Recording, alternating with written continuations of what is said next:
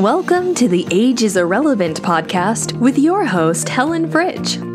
Helen is a 60-plus lifelong competitive athlete, flight attendant, published fitness model, writer, IFBB bodybuilding pro, and certified wine specialist who believes that your age is irrelevant to pursue goals, dreams, and desires. Are you a woman in her 40s, 50s, 60s, and beyond who still has a burning desire to pursue a dream or a passion? Are you thinking about starting a new chapter in your life, but you're hesitant, thinking that you might be too old or just don't know where to begin? The Age is Irrelevant podcast is a podcast devoted to women who want to defy the odds, smash barriers, and redefine happiness and success after 40. It's time to make a difference. There is no need to dread blowing out that added birthday candle every year. A new movement is slowly taking momentum, where being over the hill just isn't relevant anymore. Age labels are being thrown out the window, and women are rediscovering the strength within themselves to make a difference, not only within their own lives, but also touching and inspiring the lives of other women. Join Helen as she and her guests discuss all aspects of aging after 40 and how to make the aging process and those twilight years more rewarding, exciting, and fun. Hello and welcome to the Age is Irrelevant podcast. I'm your host, Helen Fritsch, and this is episode number 91. Now today I'm interviewing world champion Spartan racer, 78-year-old Marla Sweeney. I wanted to interview Marla for a couple of reasons, not only showcasing her athletic endeavors, but also she suffers from many chronic health issues, including scoliosis, osteoarthritis, Degenerative Disc Disease. She survived a crash with a drunk driver and her neck had to be reconstructed with an artificial vertebrae. She's had reconstructive surgery on her right hand due to severe arthritis, and she recently had back surgery. And what's really amazing about Marla is that regardless of what ails her, she still has that grit, that determination, and that drive to compete. And we could all use that little oomph, especially even on a daily basis. So Marla's interview was very inspiring and very motivating. And that's what I basically want to take away from most of my interviews, is that there is a possibility, regardless of what you're going to go where you want to go and get things done. And don't let your age deter you from getting to where you want to go, or your ailments, or your way of thinking. So I really think you're going to enjoy this interview. I had a great time speaking with her. She is a fellow Arizonian living in Tucson, just a couple of hours away from me. And at the end of the interview, I think you'll be inspired to do a Spartan race, because I'm seriously considering doing one now too. Here we go. Hi, Marla. Welcome to the show. Hi, thank you for having me. It's so great to have you. I know we've had a couple of little glitches trying to get on together, but hopefully you're home in Tucson, I'm in Scottsdale, and hopefully the stars have aligned and this is going to go smooth as silk. So for my listeners, I am speaking with 78-year-old Marla Sweeney. Now, Marla is a Spartan queen warrior, in my opinion. She has she's just coming off of back surgery just a couple of days ago. You just had surgery this past week, right? Yes. So she's recovering, and I'm so thrilled that she's actually able to do this interview while she is in recovery. Speaking of her health, she suffers from many chronic health issues, including scoliosis, degenerative disc disease, and osteoarthritis. She survived a crash with a drunk driver 15 years ago. Her neck is now constructed with an artificial vertebrae, and she also had reconstructive surgery in her right hand as a result of severe arthritis. What's so great about Marla at 78 years old is that she is a Spartan warrior queen, participating in over 200 races.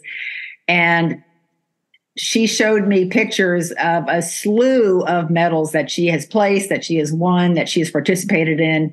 And I thought she'd be an awesome guest. She has a demeanor that is so positive, so uplifting, and considering everything that she's going through, her outlook on life is just refreshing. And I just felt that she'd be a very honorable guest to have on the show.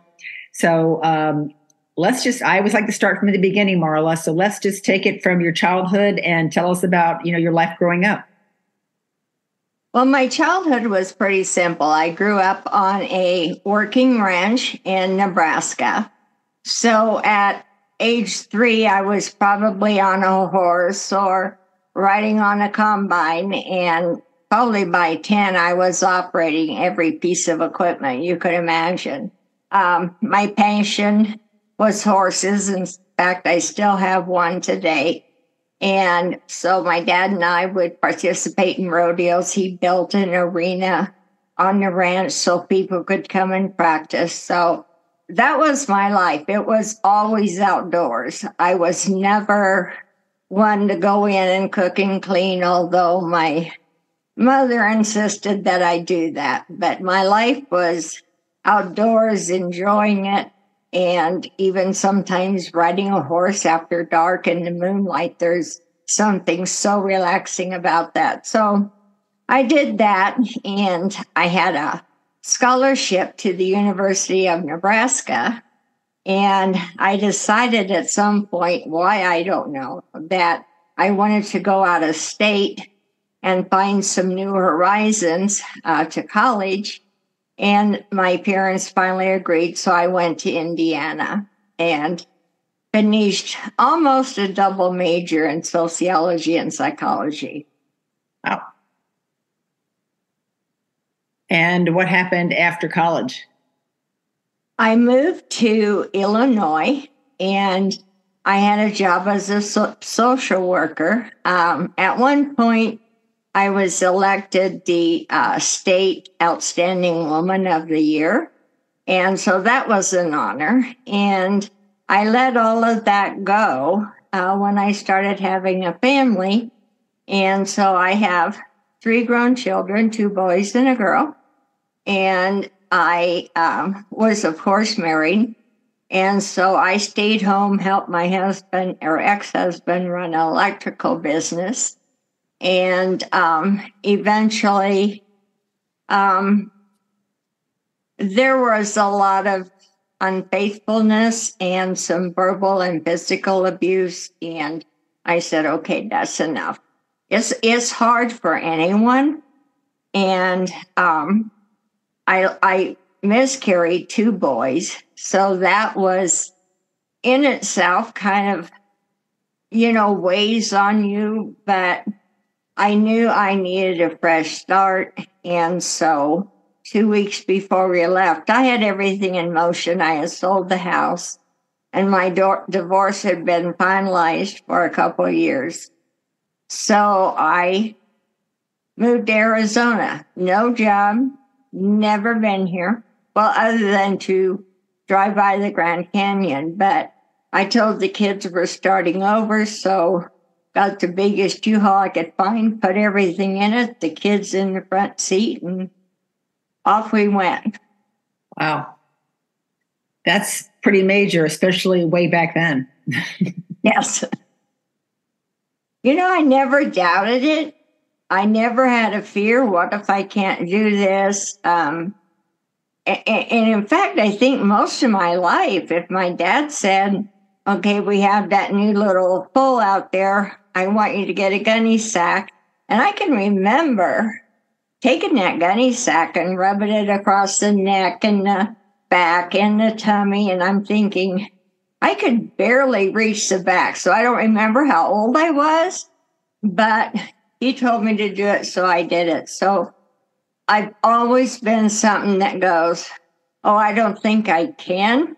I just go, oh, okay, let's do this. And it's always worked out. But I think that attitude I have today carries over from way back when. I mean, I look back and think, why did I think that I could find a job, resettle. A day after I unloaded, had the kids in school, in their activities, in sports, because they had done it ahead. And I thought, why didn't I ever worry what if? But that just wasn't a programmed part of me. Right. Well, that's to me, especially back then, that's an incredible mindset. And actually incredible, because so many of us have problems, with our minds to begin with. And there's a lot of negative self-talk to begin with too. And a lot of times, we end up in places that we don't want to be because we talk ourselves into doing something that we really shouldn't be doing. So that's pretty amazing to be doing that, especially back then. Well, you really have two choices in life, in my opinion. One is you can say, okay, I'll do it. Or you can say, oh, no, I can't do what you do, or I can't do it. And then make excuses. Your knee hurts, you have arthritis, or, I know somebody that got hurt doing that. So, oh, no, I can't do that. And then I look at all the times we've been in situations like that. And if we say no, we will never know if we could have done it, if we couldn't have done it, or we did it and say, okay, I did it. I don't care to do it again, but at least I did it, or I tried. And to me, I would have lost so many valuable memories over the year of everything if I would have just, oh, I can't do that. Or I'm afraid to try, or I hurt, whatever the reason is. Or I don't want to get muddy or something, but but evidently on a ranch you're owning animals, and like a horse still, you're going to get a little dirty. So you have a nice shower so you can at least enjoy getting it clean. I agree with that. Back in 2008, 2009, I took a leave of absence from work and I moved out to Oregon, and I worked at a vineyard, which is basically a grape farm. And every single day I was wearing like a rain suit and galoshes and gloves and a baseball cap, because you're covered in wine, you're covered in dirt, water. And you're exactly right. You can't stay away from the dirt on a farm for sure. For sure. Well, even if you go visit one, unless you just stay in the main clubhouse and enjoy what they say there rather than go out and actually observing, right. You're going to get a little dirty. Right. So you guys settled in Tucson. And so how did the kids adapt? Actually, like I said, I did a lot of work. I mean, I didn't tell them or anyone until 2 weeks before I left, but I had them enrolled in Scouts. I had them in Pop Warner football. My daughter went right in and joined the cheerleading squad, So I had so much of that done, because my promise to them was, I will have you involved in everything you do here. And so she was big in dancing. That's the only thing, excuse me, that we really didn't do, because she had gotten older. And even though she had won some national titles, it just between volleyball by the time she got to high school and, her cheerleading, and then she dabbled in band. And so those take a lot of time. So, but the rest, they went on. My son went on to play football, junior varsity and varsity. That's great. Well, getting involved in school. I mean, I loved school. There's, I know people, friends who hated school, but I loved school. And I think the reason why I love school so much is because I was involved in so many activities. I was an athlete in school, but I was also involved in other clubs, outside of athletics too. So I just loved it. But yeah, that's great. I'm glad that they were able to adapt, and I'm glad that you were able to offer them a good quality of life, it sounds. So let's just go a little bit further on. So your kids are growing up, and then at some point, I'm not really sure how old, you were an administrative assistant in the Tucson Unified School District Special Ed Department. Correct. I checked into, getting my social work degree or certified, but it would have taken quite a bit and go back to school. And at the time, I was rarely getting child support. So at the time, what I did is I got a full-time job with, I think it was an attorney was the first job. And so I did that for, I don't remember, a very few years. And I was trying to clean houses, clean a pool, work full time, not miss any of their games, get them to practices. So I had my hands full and literally had not done anything. I didn't walk. Excuse me. I didn't do anything. I didn't have time. Sometimes I'd ride the bus when my daughter got old enough to drive, and then she'd have to shuffle the other two around. And then I would just ride the bus and then walk the rest of the way home to and from work. So I had long days there also. But I was so involved there and working so much. I had in Illinois, before I moved, I had played on a couple, they're kind of league volleyball teams and also league softball.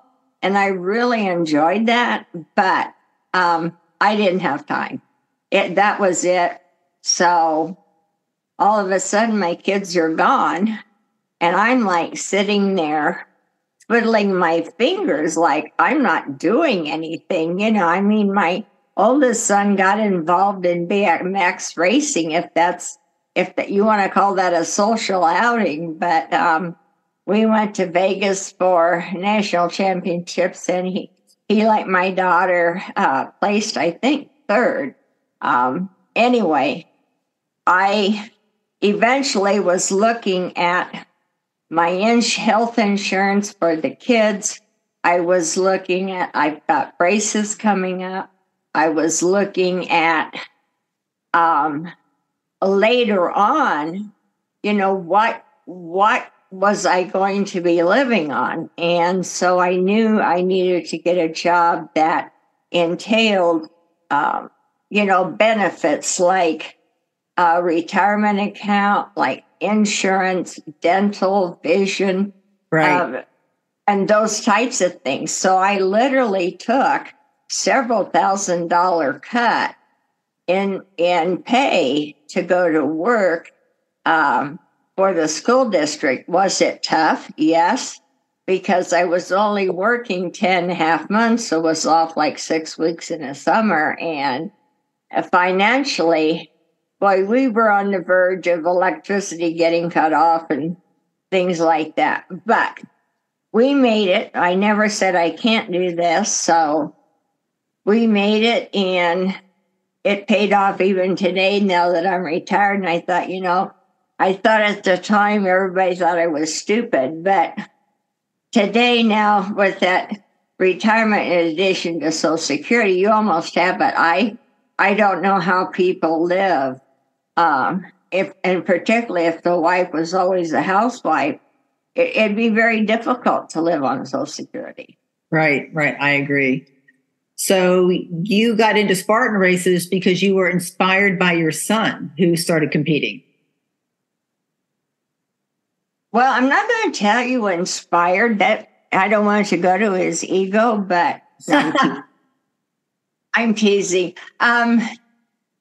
What happened is I knew I was going to start, I was getting close to retiring. And so he was always gone and I didn't see, my grandsons. And so I thought, okay, I would go along and watch them because there was a group of about 8 or 9 of them that all did this. And I would take the grandkids around their spectator routes you can go on. So I'd take them around and I kind of not officially babysit, but keep an eye on them. And I sit there and think, well, shoot, I can crawl on my hands and knees under barbed wire and mud. And then it would get to like the monkey bars, and I'd think, I probably can't do that. But I'd sit there and think, well, I can do a lot of these obstacles. And so one day I just told him, it was in late 2015. And how old were you then? You're probably like around 70-ish? Yeah, I was 70 because I turned 71 in 2016. So I told him, I said, I'm going to do a Spartan race. And he goes, Mom, you've never ran. I said, well, I don't have to run. I saw people walking or just kind of like trotting. He goes, Mom, you've never done that. You've never trained. And I said, well, no, but I'm going to do one because it looks fun. And so we did. In fact, we did it. My grandson ran the kids' race. And so my son ran his own race he wanted to see for time. And then he ran with me. And then after that, I would ask him, oh, where's your next race? So I think in 2016, I ended up with 7 or 8 races, but one of them, would always go with me or my son would. And so that's kind of how it started in 2017. He had me added to a Spartan Facebook group, and there's probably, I don't know, maybe 6, 7 groups now on Facebook, but I saw everybody talking about a trifecta. So I asked him, I said, well, what's a trifecta like? And he said, well, why? And I said, because everybody's talking about getting a trifecta, so I want to get one. And hindsight says I probably should have put more thought into that. But in Spartan, you have the short races, which we call red.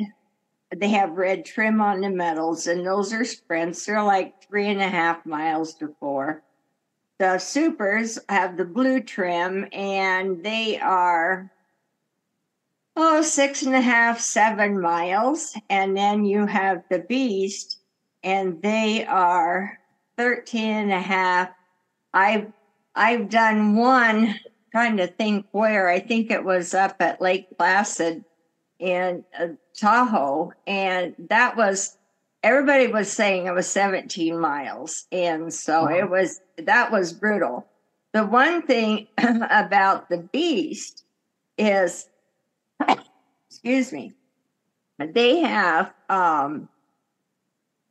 they're normally held at a ski resort, which I really didn't know at the time that I was all excited to get a trifecta, but basically where the gondolas take the skiers up in the wintertime to the top of the mountains and they ski down. And like Tahoe was the Olympic site that one year. And so you ski down from the very top like skiers do. The only problem is you're doing it in the summer and you're walking up and down that same distance and maybe a couple 3,000 feet of altitude gain. So right.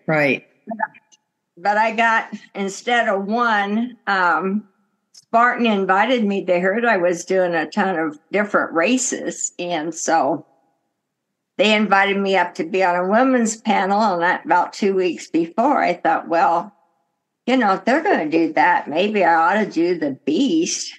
Be kind enough to do that for them. So I did, and I finished it. I think it was about 9 hours or something, but wow. I did it.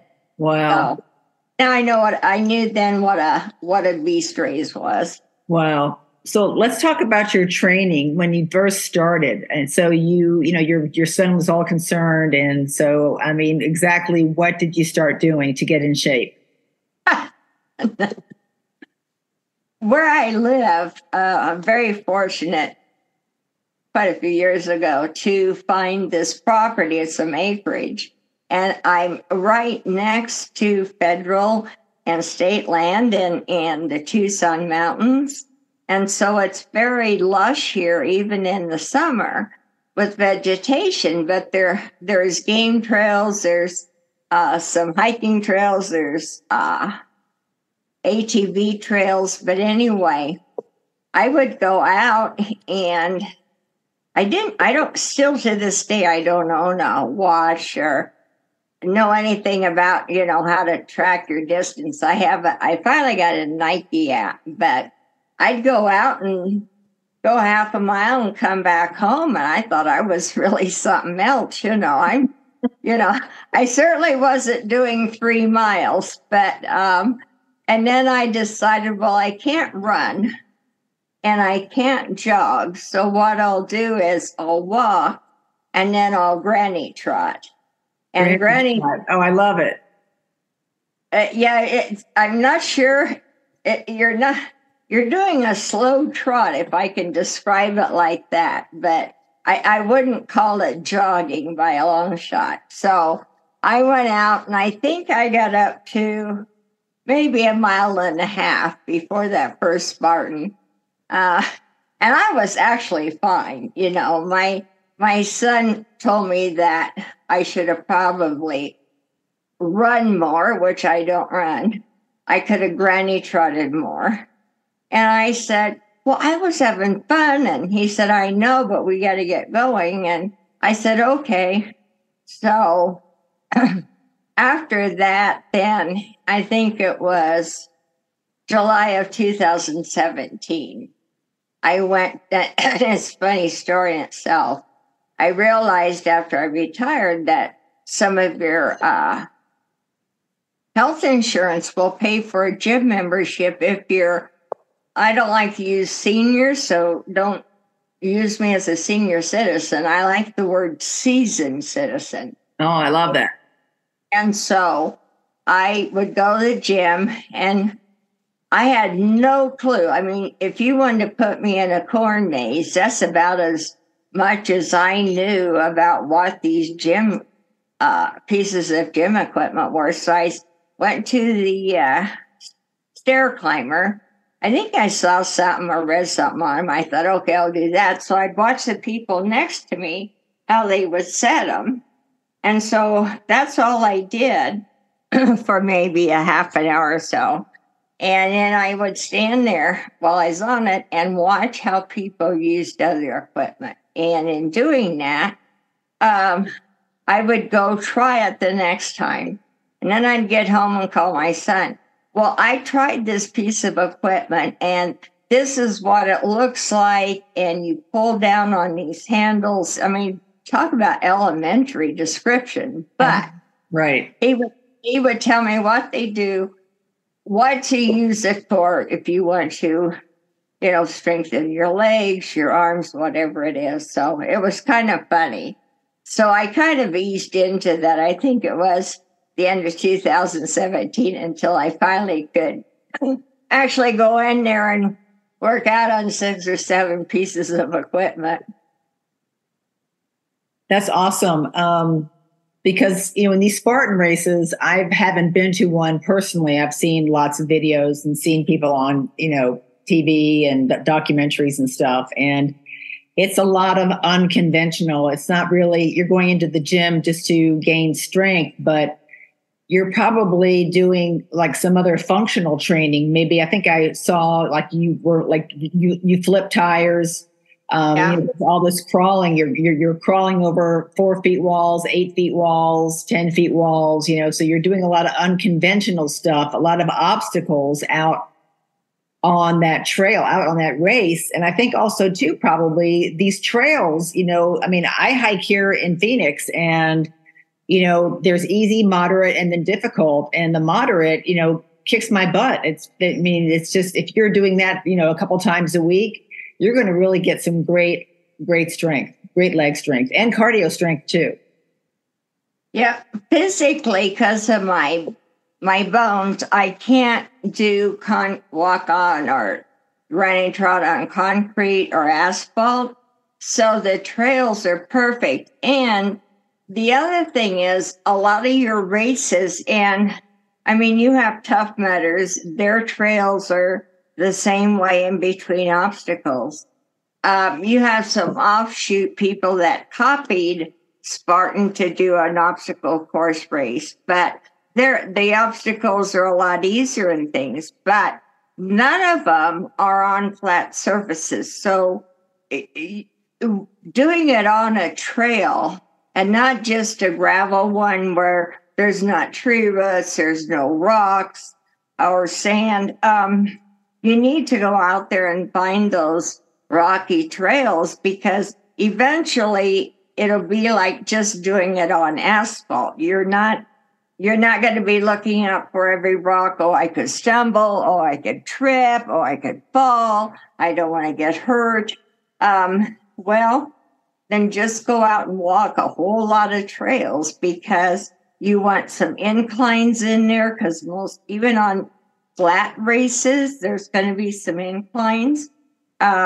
There's always going to be rocks. I don't care which state it's in. I've been to a lot of states doing races, but you need that agility to just be able to, if you have to step up a foot higher on a boulder because that's part of the trail, then that's what you do. And that just really is good training, not only just for your leg strength, but mentally. If you look in the distance, you kind of see what your obstacles are and go. You don't worry about every rock, but you see it just becomes second nature to see, oh, this is a trail.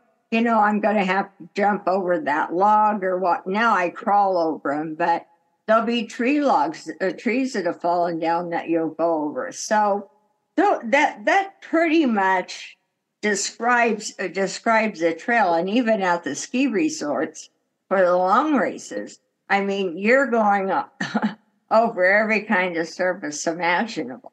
So the more that you familiarize with those, it'll be second nature to your brain's just going to say, okay, step to the side here. And you're not really focusing or worried about it. Have I run across rocks that are maybe a block or two long? Yes. But it's just a part of it. You train your body or your legs and your mind for that. Right. It's just like trails here. I mean, normally if I'm out hiking, I'm just out hiking to enjoy the hike and to, if I have guests in town or something. And then we have these people who are just flying by us who are like running the trail. And it is incredible just to watch them literally jump over rocks and climb. I mean, obviously, I'm just in awe. It's just like, wow, that's just absolutely incredible. And something else probably too, that you probably realize that all this training, probably, you're building up strength, you're building up your muscles, you're probably aches and pains are probably not nearly as prevalent now. I read up on that, and I read up on running or walking, and for two reasons. One, my bones and joints aren't really good, but two, how you build those muscles, and that takes those muscles work in conjunction with your joints, and it takes the wear and tear off them. It's kind of like putting a little bit of foam around them and called the foam your muscles, but it really does make a difference. I probably wouldn't have. I did it because everybody was talking about techniques for running and, the muscles. And so I thought, okay, I'm going to look at this. And what I realized was probably for the first 2 years, I was taking longer strides. I was stepping harder. And in the long run, it was taking away all my energy. I mean, I'm hydrated. My son said a couple weeks ago, he said, Mom, you're hydrated. What you need to do is get more energy, take more energy stuff with you when you're out on a race. But I realized, and still to this day, I'll be taking long steps. My pain level's high. I'm walking hard on my feet, and I stop for 20 to 30 seconds and shake out my arms like they're jelly. And then I take shorter steps, don't step as hard, do lighter, and it's amazing the difference you feel just on your body's reaction. And so if you do have arthritis and think you can't do this, you can strengthen those muscles, get out there, and then do look at some sites where it tells you how to save energy and not put the stress on your joints. And a lot of it will say to, strengthen one, but take lighter and shorter steps. And you think, oh, well, I won't go as far. Yes, you will. You'll actually be able to go further. It was interesting, when I finally figured that out. And like I said, I still have to stop sometimes and say, okay, relax, and then go on. Well, and also, too, I read in your bio that you suffer from depression. And so this whole Spartan adventure has really, helped alleviate some of that depression.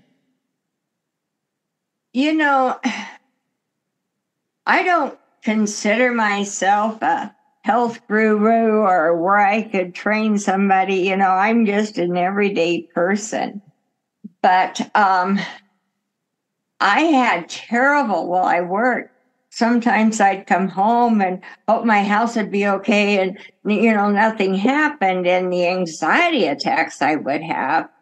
And then along with that comes the depression. And if you let yourself into it, I call it a deep black hole. It takes so much mental and physical energy to get out of that. It does. And there's so many people in Spartan that do Spartans.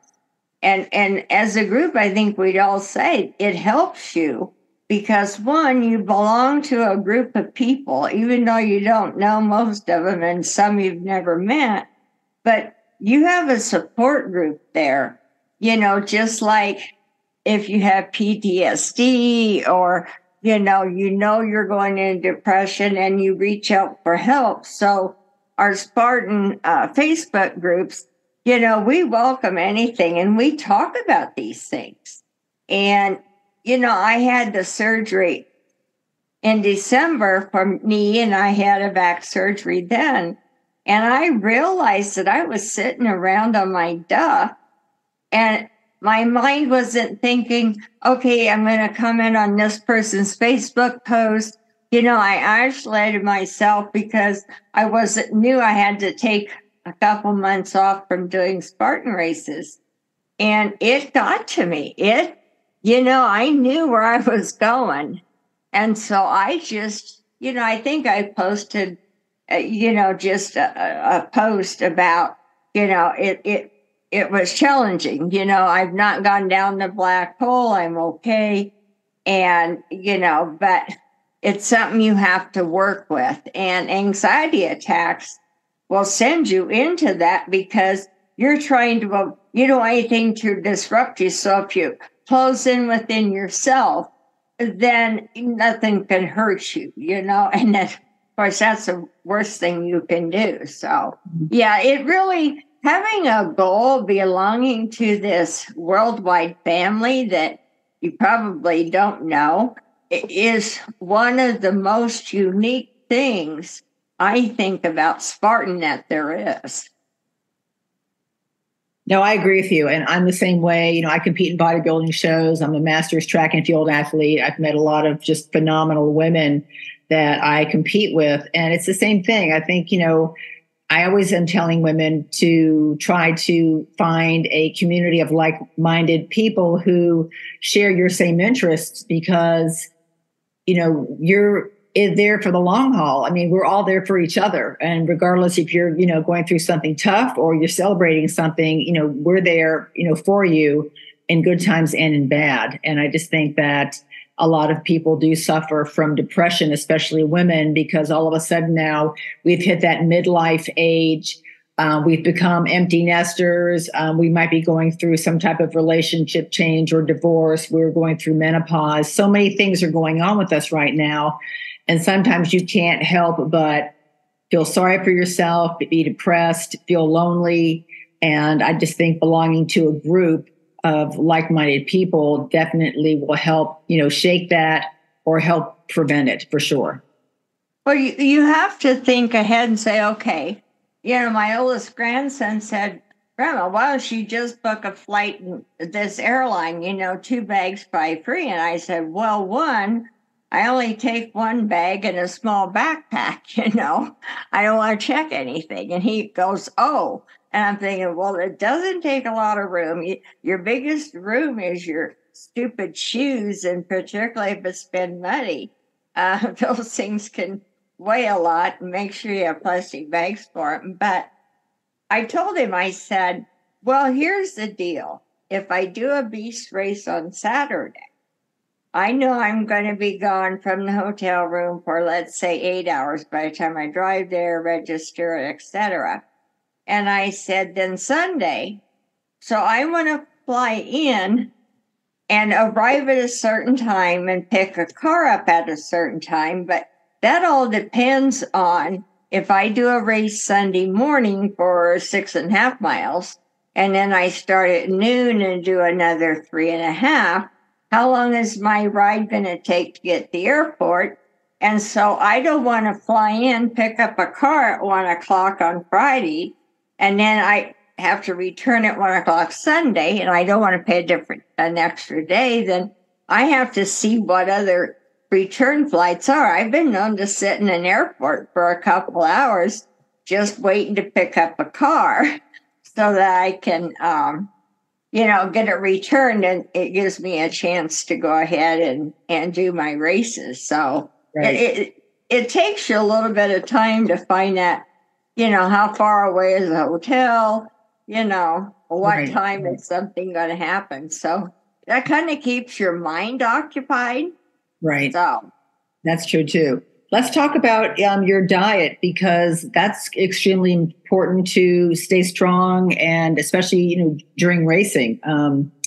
What do you normally eat on a daily basis? And then what do you eat on race day? All the wrong things on race day. Well, doing a lot of veggies. Now people think I'm a little weird here, but the only salt I have in my house is sea salt. As far as salads, love them, but I don't put on any dressing. I usually have some kind of nuts around. Like I think right now I got cashews. I had pecans before. I don't have sugar. I don't have soft drinks in my house. I have a lot of water. So I do that. I don't fry anything. I don't throw on a big wad of barbecue sauce on any meat. And usually we'll grill pork chops or chicken. I love fish. So I eat pasta, probably more than I should. But for a diet, that's kind of how I gauge things. Frying is the worst. I've even lost my taste for bacon. I love eggs. No. I know. And I used to love bacon. But, if I do toast, I probably just put a smidgen of butter on it and things like that. The bread I always have a 7 grain bread. I really just don't like the taste of anything else anymore. What's a normal meal pre-race? What do you normally eat before a race? Normally, a chicken Alfredo or something like that. A lot of times I'll go to Olive Garden because it seems to agree with me. My stomach is fine on race day, and a lot of times I'll go do that. I don't eat a hamburger. I hate fast food. I detest fast food. And so once in a while I'll splurge and go to Cracker Barrel, but it's so salty anymore. Right. Normally I'll get something like that. I know Chili's, has an Alfredo pasta. And unfortunately for the majority of us, it's like we all crave a hamburger and French fries, and it's probably the only time we eat French fries. We'll crave that after a race. Why that is, I do not know. But That's how we are. That's how us bodybuilders are. After a show, we're like looking for a burger place so we can chow down on burgers and fries. So I totally understand that. I totally understand that for sure. Why there's no answer for it or reason. It's just like, oh, now I can go get hamburger and fries, It's crazy. And you wouldn't think that we would eat that, but yeah, we do. Yeah, we do too. I want to ask you about the race itself, because just like you were saying, you're 78 now. You started when you were 70. You're not really a runner, because I think so many people, like I've never done a Spartan race. And honestly, I'm intimidated by a Spartan race. I used to be a runner. I'm not a runner anymore because I have the degenerative disc disease in my lower back. So all that pounding would just not work with me. But, hearing your story about, there are people out there who do Spartan races for time because they want to win their age category or their event. But there's probably people out there who just want to do the course and just be finished. So can you walk the race? Can you skip obstacles? Can you go at your own pace? I mean, what's the norm? What do you see for people, women specifically over the age of, let's say, 60 or so?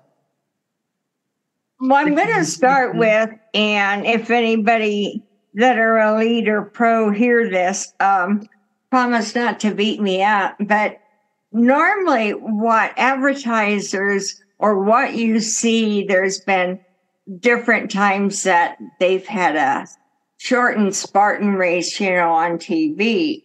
And it's obstacle course racing is now going to be an Olympic event at the next Olympics or the Olympics afterwards. But what they show you on TV are these guys literally fly as they're running. They can hop a 8-foot wall like it's 1 foot high. And I always tell people that that's not your normal Spartan. These people, the elites and pros, compete for money and awards. And then the other category, and there's not that many of them, maybe 200, okay? Then you have the age groupers, and starting at you have to be at least 14. And so the kids younger than that do kids races, but you have races for every 5 years. So normally it starts at 14 to 19, 20 to 25, 5 to 30, and so on. And people sign up for age group. Let's say most all of them started in open class. And so if they want to compete with people in their 5-year age category, they can. And I'm not sure the numbers of those, but I don't believe it's 1,000 a race. I think it's under that. But the main class, I just saw where there was 8,000 people. I think an average would be 5,000 to 7,000 people every weekend that Spartan has a race. There's that many people that show up for it, and it seems like that number is growing. Start 250 people in the start corral at a certain time, and then 15 minutes later, a couple hundred more start.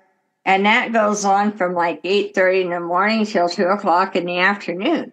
They start that many people. And that's called the open class.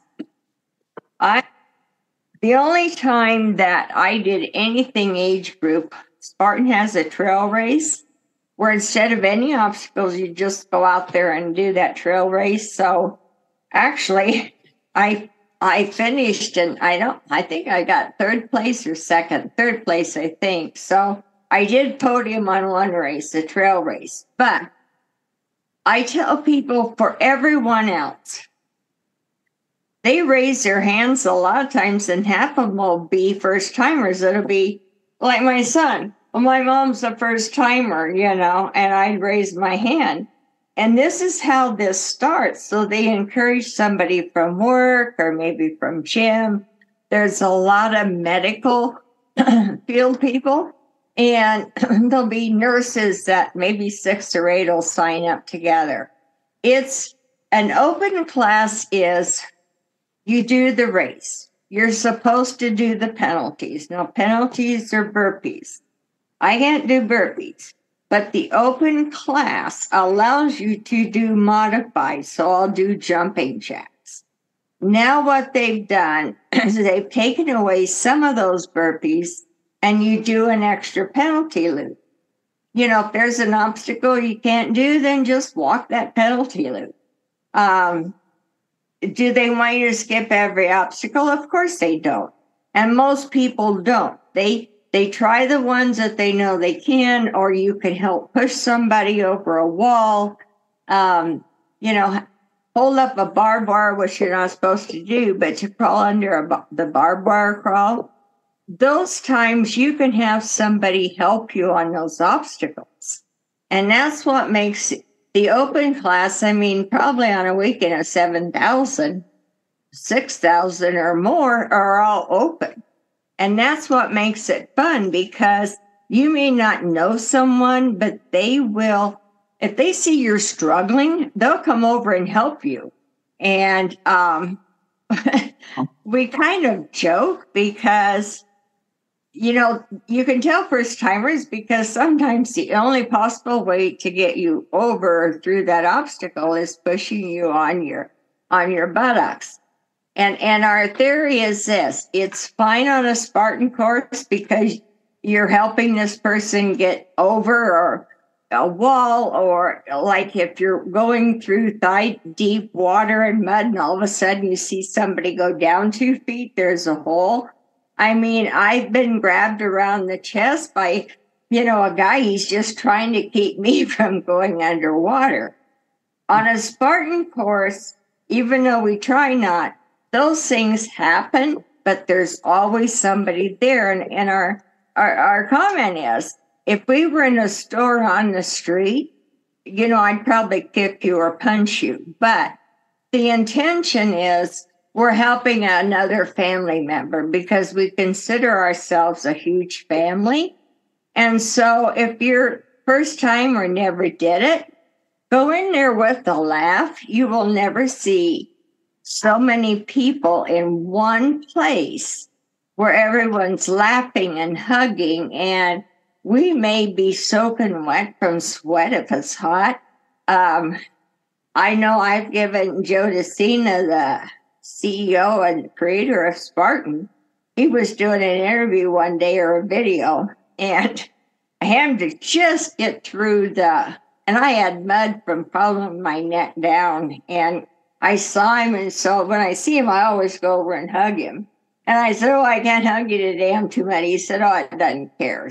So, or it doesn't matter. But that's how we feel. It's a lighthearted, it's positive. We help each other out. You may see somebody struggle, and then they finally get an obstacle, and you'll go give them a high five or a fist bump. So to be intimidated by a Spartan race, you have to realize it's a Spartan family. Whether you know each other or not, you're going to be there to help somebody, and you will probably not hear one negative word the whole weekend. There's no negativity allowed. And you're going to hear laughter. You're going to see kids running around with their medals and shirts. And you get done, and you realize, I just did something I never thought I would do, and you look back at it as a happy time. You don't look back at, I got so dirty. Well, you may look back and say, I got dirty with the laugh, but you look back and think, gosh, I just did that. I was kind of scared of doing it, but I did it. And you're not out there looking at your watch and saying, how many miles? How long have I been out there? I've been out on a course. I did the Utah Beast. And actually, Spartan has 10 hard beasts in the U.S., and I've done 5 of them. So Wow. I've decided I'm not going to go with the flatter ones from here on. A Big Bear is brutal out here at Big Bear Lake. That thing starts going uphill out of the start corral, and so did Utah. But anyway, don't be intimidated. Go out there and say, hey, I'm going to try it. I'm going to have fun.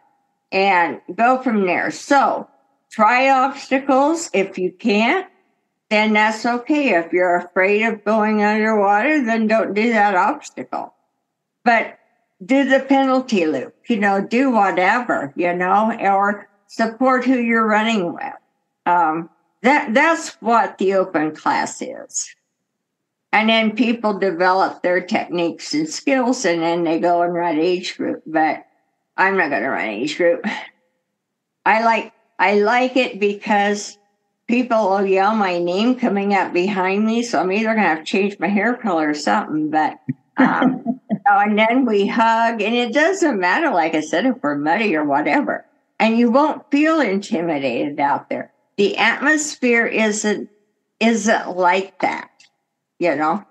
So That's awesome. I think if I ever did a Spartan, I think my goal will just be to finish the race. I wouldn't be like, okay, I'm not even going to worry about the time. I just want to get through the course. So that would be my goal, just to finish. It doesn't matter. And if it takes you 2 or 3 hours, well, that's cheaper than going to a movie maybe or some other thing. But you're out there having fun with people laughing, and it's just contagious. So don't hear something that you don't know is fearful when it's actually not. Right. One of the things I really liked of what you said, I read this about you, is that don't let your limitations limit you from experiencing life to the fullest. I try to live by that, every day if I can. Well, they told me at 60, the doctors, that I'd be in a wheelchair. And I said, well, and this was in my 20s, and I said, well, if I can't do anything, I said, and you're telling me I can't lift anything. And I said, well, what am I supposed to do?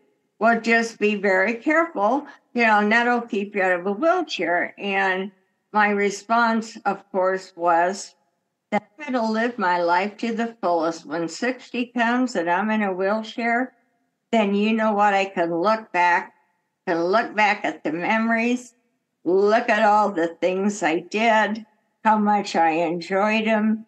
And so at 78, I'm still not in a wheelchair. Is it probably coming? Of course it is.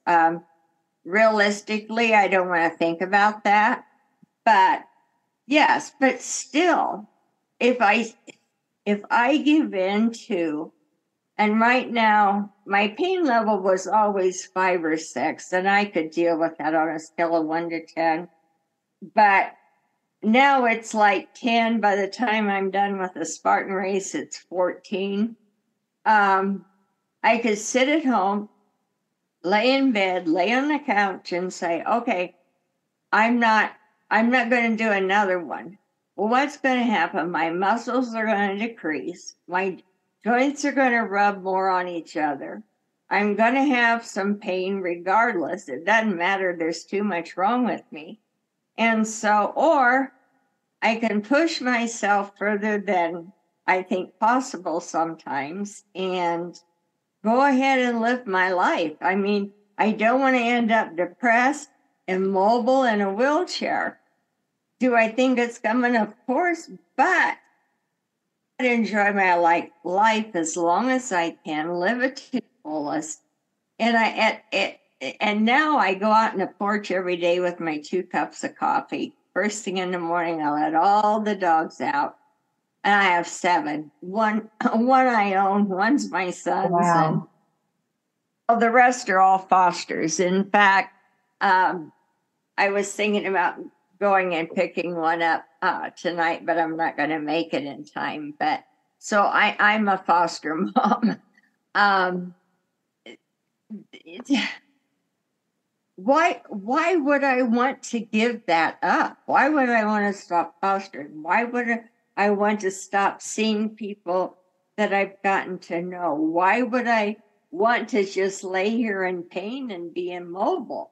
I mean, when I get up, that coffee, and I look at the mountains and the scenery, and I think, thank you, God, for giving me one more day, and it's another day to make memories. And you'd be surprised at the end of the day, maybe some of them you wish you wouldn't have made as memories, but you look down and think, you know what, I get to enjoy this one more day. And, whatever happens, happens. But you can't lose sight of looking at your blessings. And I think a lot of people do, but you got to thank the guy upstairs. Thank you for what you blessed me with.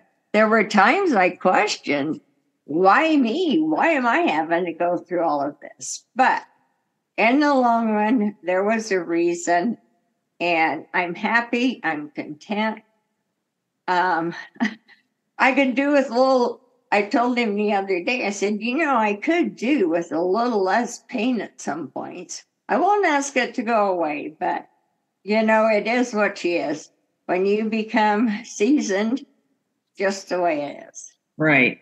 Well, you've definitely put limitations on the back burner. I think a lot of people, put limitations on themselves, and then, that narrows our peripheral vision, and we become so focused on our limitations, we just let life pass us by. And I think that's, a big problem for a lot of us. And I think it happens to all of us at some point, but, luckily people can recognize that and then, try to get out of that sinkhole, basically. But I think what you're doing is amazing. And I'm thrilled that we were able to have this chat. You're incredibly inspiring, considering that everything that you're going through. When do you think you said you think 6 to 8 weeks for your most recent surgery, and then you're going to be back on the Spartan Trail, I'm guessing, right? Yeah. Well, the race I wanted to go to is in 2 weeks, so I can't do that. So my next one, it'll be a 3-race weekend. And then I'll go and do the B Super and Sprint in September. And then after that, I'm kind of loaded down. I know I've got to heal from this, and the neurosurgeon's going to do the spinal fusion from my thoracics down to, the S1. And part of the problem is the scoliosis is getting more severe. So to be able to fuse that is going to offer a challenge, but he said he could do it, and I know he can. So, I'm going to go. He may say I want to do it sooner. So we got to discuss that yet, but I've got some plans made on my racing schedule. So I'm hoping to put that off until after December 10th. Okay. So, but, we were talking too the other day. That was kind of silly, but I was looking, and I believe I've done just under 200 races. I've done just under 900 miles. And I figured out how many days. Oh, gosh, I can't remember the days now. But anyway, I think it was 200 and something days that I spent on different race courses. Wow. So that's incredible. Oh, well. If people want to find you are you on Facebook where people could, follow you or reach out to you or ask advice, if they decided that they wanted to do a Spartan? Yes, I'm on Facebook. Okay. So that would just be Marla Sweeney. Is that right? Correct. Okay. Awesome. Well, Marla, it's been a pleasure talking to you and hearing your story. You've inspired me. I'm thinking that, I need to try Spartan Race just to have the experience of trying one.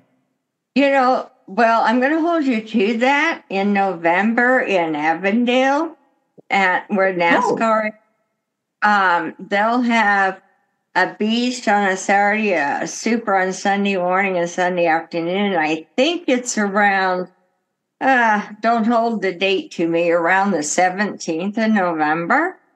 But you could sign up for it. See, I'm not going to let you go on this now. You could sign up for a sprint. It's flat. The sprint, essentially, the beast, they go up in the mountains. They're the Australia mountains. But the sprint's really, it's flat and easy. Well, maybe I'll put that on my calendar. Maybe that's something I can, just have a goal and work towards. That might be kind of fun, especially if it's right here in my backyard. So, well, maybe is probably not a word I'd use. Oh, you know what? You're 100% correct. You're right. I shouldn't be saying maybe. I should be saying that's a great idea. I'm going to be putting that on my calendar. Exactly. And I will see you at the race. Okay, there you go. And okay. February. There's another one in February, too, in Phoenix. That's awesome. Well, okay. Marla, thank you for spending some time. Best of luck on your recovery. And you'll be hearing from me again, I'm sure. Well, maybe we ought to do one in November. You know what? If I did that race, we could do one afterwards to talk about our experiences. There you go. That'd be super fun. Perfect idea. Okay. Thank you very much. My goal has been since after that first race, and I wasn't going to do any more. I mean, they're addicting, okay? But my goal has been to inspire people, get off the couch. If I can go out in the pain level, just don't think about your pain. Think about how much you're blessed with, what you have to look forward to, your family, making a memory, and inspiring people to change the direction of their thoughts. I hope I've done that. Well, I think you have. And once people start listening to this podcast, you're going to even inspire more. So I greatly appreciate you joining me. And I hope you have a great afternoon. Thank you. You also. Take care. Okay. You also. Bye-bye. I sure hope you enjoyed this conversation with Marla. One of the biggest takeaways I took from this entire conversation was her consistent positive self-talk. Even though she was faced with so much adversity throughout her whole life, she never doubted herself. Dealing with personal issues at home, she knew that she could provide her children and herself a better life. So she did. When diagnosed with health issues, she did not let those health issues stand in the way of her to provide herself for a better life. When she decided to start competing in Spartan races, even though her son discouraged her at first, she decided she could do this and stuck to her convictions. Her I can mentality and positive self-talk took her to the top of her game, and over 200 races later, 900 miles of races later, a plethora of wins, medals, and world champion status later, she's still saying I can at age 78. Positive mindset is the key to success on and off the athletic arena. If we don't believe in ourselves, then who else will? Start your day off with some positive affirmations like, I am successful, I am confident, I am powerful, I am strong, I am getting better and better every day. All I need is within me right now. I wake up motivated, I am resilient. Every day is a fresh start. Take some of these and put them on Post-it notes and stick them on your bathroom mirrors or refrigerators so you consistently read these throughout the day. Marla didn't get where she is today being a victim or a martyr. Now, granted, we all have days when things don't go right. We're faced with personal tough decisions. We all may have health issues appear. But the key is how we react to these situations. Marla Sweeney is a true champion, not only as a Spartan racer, but as a champion in life. She has even motivated me to consider doing a Spartan race in the fall, something that was never on my agenda. So with this, I challenge every one of you to pick something that at some point you would have never considered doing and go back and revisit that scenario. With a positive mindset, some positive self-talk, and a community that will support you, you may just have found yourself a new hobby and a new passion. If you'd like to catch up with Marla, you can find her on Facebook at Marla Sweeney. You can find me at ageisirrelevant.com, and you can also reach out to me through email at helen@ageisirrelevant.com. If you like this podcast, please share it with others. And if you like this podcast and the host of other podcasts that I've done with so many other amazing women, please go to iTunes and write me a review. That would be amazing and very, very helpful to spread this word. Again, thank you again for listening. I love doing these podcasts to help motivate, inspire so many of you out there. I know every single one of these women have motivated and inspired me to be the person that I am today. And until next time, age truly is irrelevant. Bye-bye.